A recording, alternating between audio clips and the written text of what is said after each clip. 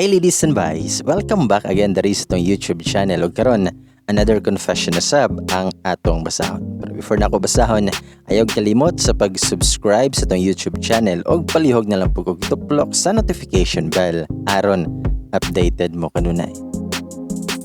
Og karon ladies and boys, ani ay usa ka trending story na gikan sa Yusinian Freedom Board. Hi bye, og sa tanang mga naminaw karon. It's me, Mark from Mindanao. Usaday ko sa nailad anang gugma kunungay.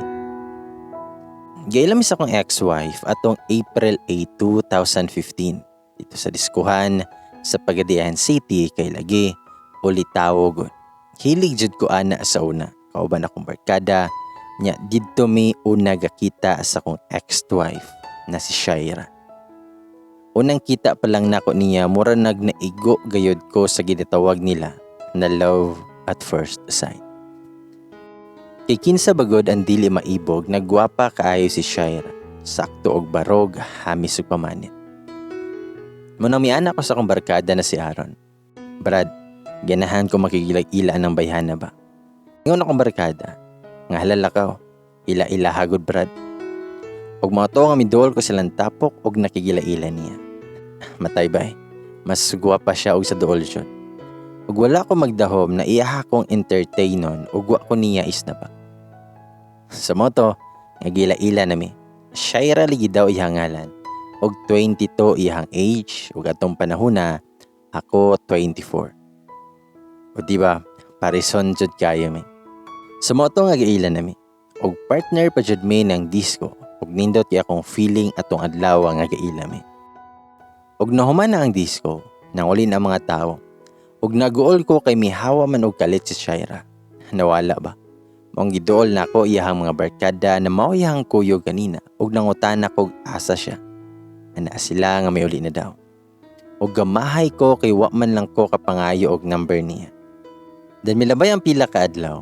Gihanggat ka sa akong barkada na magbasketball lagi daw may sa may tiguma sa Pagadian. Sa moto nga may kuyog ko kay player lagi ko. O pag adto ditong lugar, wala ko magdahom na makitaan na ako si Shaira dito. Grabe akong kalipay atong adlaw. Gidol din ako siya o ga-smile din siya na ako. Gipansin ko. Og pila ragod ka chika-chika og wa gayud ko nalimot nga mangayo siyang number. Abtik biya pud ko. Og gihatag pud niya. Sumoto nga ga-text-text na mi, tawag-tawag, chat-chat. Ug miabot gayud sa point, nagipanguyaban ako siya adtong May 16, 2015. Ug kanang adlaw, gisugoten ko niya. Kay lagi, nahigugma na siya nako ug ako pod kay hapit 1 month lagi pod mi nga gaila. Sa moto nga nag-uyab jud mi. Maglaglaag na mi, date, ug nakaingon jud ko nga siya na akong kalibutan. Sweet kay siya ug caring, ug loving pa jud. Mong gitarong nako siya. Loyal ko. Tanang pagmahal ug pagpangga gipabati nako niya ug wa ko gakulang niya. Hangtod naabot among relationship og 1 year. Pareha nami nga nakagraduate og college. Course niya kay nurse ug ako kay seaman. Syempre bisan ga 1 year nami, wa ko na mugos niya na buhaton namo ang dili angay. Kirespeto nako siya kay love kayo nako siya. Ug miabot sa point nga gasabot mi nga magminyo na lang. Sumotong na nang hidmi sa mong ginikanan ug wala sila pagsupa. September 20 mi gikasal ni Shaira. Bisan gikasal nami, wala gyapon ko gakulang niya. Bisan busy nako kay lagi nang apply nako para sakay sa barko. Para sa mong future. Pag uli nako, ako pa'y maglaba. Naghalas ta ng trabaho sa balay ako. Kay lagi, gihimo nako siyang prinsesa. Ug wa ko magdahom na naa di ay gitaguan na batasan si Shaira. Lahi ra siya sa una. Mikalit siya ka-cold. Demanding na kayo siya. Silosa pa jud. Bisan ako mga igagaw iyahang silosa. Pero gisabot na ako siya. Kay love, good na ako. Ug mas dako kayo ang kalipay paingon niya na buntis siya sa mong first nga baby. Ug hantod naabot na sa point na musakay na ko sa barko. Gibili na ko siya sa kong ginikanan kay lagi buntis siya. Kay aron, maatiman siya gayo. Dayon mosakay na kog barko ato. Ako ang kontra kay 2 years ko, usa makauli. Pero akong kayanon kay lagi para sa mong future.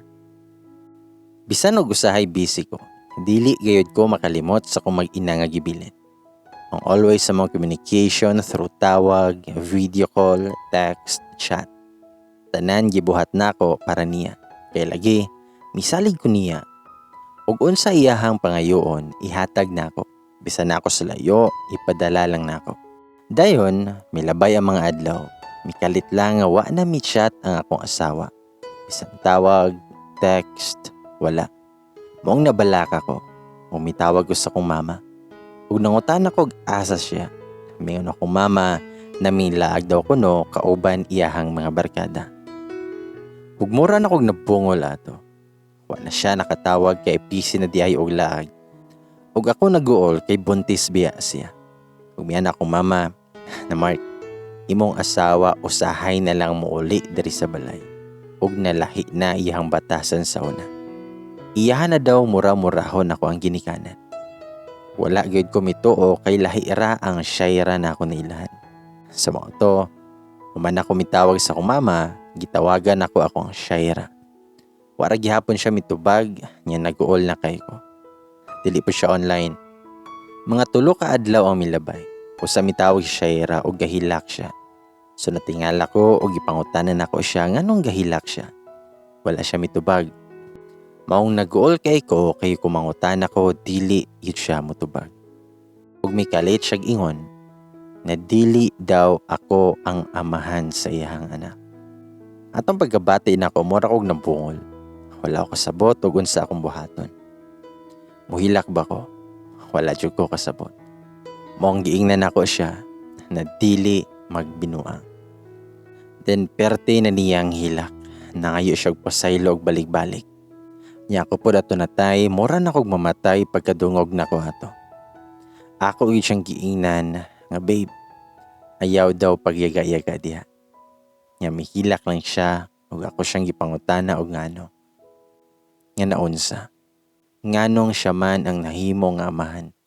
Nga ako man imong bana. Ako man imong kaipon. Ako man imong gimahal babe. Nya mitubag siya while kahila. Nakatong na busy na daw ko. Na-communicate sila og balik siyang ex niya og dito daw niya na-realize nga love pa niya iyang ex. Pagkabati nako wala akong makasabot og unsa akong itubag niya. Mihilak na lang pug kog banat. Nya nagsorry na pud siya o makibulag na lang daw kuno siya nako. Miyan ako nga dili ko niya bulagan. Kaya na ko siyang dawaton og balik. Pati ang bata nga naa sa iyang tiyan. Kaya na ako magpa-as if nga wala siya makasala. Dawato na ko tanan basta dili lang ko niya biyaan. Kay para nako, si Shaira lang ang akong kinabuhi. Siya ra akong gihigugma og taman. Siya ang hinungdan sa akong pagpaningkamot. Nagpakiluoy kog ayo niya nga dili lang ko niya biyaan. Grabe akong hangyo niya nga unta. Ako na lang. Ako na lang ang iyahang higugma og balik. Pero wala eh. Wala pa gani ko mahuman og istorya. Ipatay na niya ang tawag. Mura kog mamatay. Perte na kong hilak at ubangan sa akong mga katrabaho. Daghan kay kog pangutana sa akong kagulingon like. Naba ko isa lang ang nahimo. Kulang ba ko sa pagpangga niya? As in. Daghan kay kog pangutana nga dili matubag ang naa sa kong unahuna ato na time. May pagmamatay na lang. Aron mausa ang akong kasakit na gibati. Mura gikumot-kumot akong dughan. Perte na kong hilak. Yus man akong tawag Shaira, magring pero dili niya tubagon. Ato na time padulong mi sa wala na signal. Nya tawagan na po na ako og balik. Dili raman gihapon mo text. Dili raman gihapon tubagon. Mo text ko, magpakiluoy ko na tubagon niya kay gusto ko nga matubag tanang pangutanan nako. Pero walay Shaira na mutubag. O mag-reply man lang sa akong text ug chat. Hangtod, nawala dyan ang signal na. 3 days o sa mibalik ang signal. Excited pa kay ko nga ma-open sa akong phone kay pamasin og meet chat. Di ba kaha ni text is Shaira nga it's a prank rato niya. Assuming kay ko. Pero lain man ang text kay halos tanan nga sorry nga balik-balik og sorry nga wala siya makabalo nga grabe na akong gibati ato nga time. Gani, nakaunahuna nako nga muambak na lang ko sa barko. Nga may pagmamatay na lang ko. Muambak nun tako, may gani kinaanghilan pa ko. Gibera ko sa kumpare. Nga isumbag ko. Mihilak ako galantaw nila nga wala na ko'y uwaw ato nga time. Napuno ko og tambag nila. Gidamayan ko nila sa akong kasakit. Ug ako na pod nga gitawagan si Shaira. Pero laki man ang mitubag. Ug siguro mao na to iyang ex. Isog pa jud kaayo. Nya grabe pa yang yaw-yaw kay lagi sa mukan daw kay ko. Wala jud ko makatingog. Mura kog na ay sa akong gilingkuran nga nakahila ko sa kasakit. Ako naman noon ang nahimong sa mukan. Musulti pa unta ako pero gipatay naman niya ang tawag. Midayal kog balik. Ug dili naman makontak. Ga-online ko para chatan pero giblock na ako. Grabe akong hilak na pod nga nakaana ko nga unsa man dahi akong nahimo nga sala. Nganong naing-ani man ko. Gitawagan ako akong mama. Nangutan ako ug asa ni si Shaira. Ana siya nga miipon ako no sa iyang laki. Daghan pa kay si mami og istorya about ni Shaira pero wala na ko maminaw. Akong gipatay ang tawag. Nga gi-imagine na lang ko sa mga nindot na memories sa dihang malipayon pa mi. Nga gaoban pa ming duha. Tama na lang ko sa imagine og hilak. Ibisag yung saon ako, dili na manggit siya na ako. Ug milabay ang pila ka adlaw. Pila ragud kadali sa panahon mag-isa ka bulan ako nga walay balita ni Shaira og siyang ex. Mahadlok pag kumangutanas sa akong mama. Pero ang kasakit nagpabilin ra gihapon.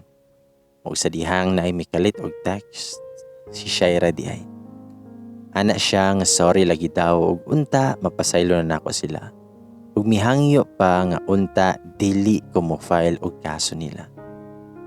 Wala man sa ko makaunahuna og file kay tungod sa kong gugma niya. Maong kaya nako nga suportahan nako iyahang mali na desisyon. Kay love kaayo nako siya. Ug gahinay-hinay na lang kog move on kay bisag unsaon nako dili na magyud siya mo balik pa nako. Taman ra ko sa hilak.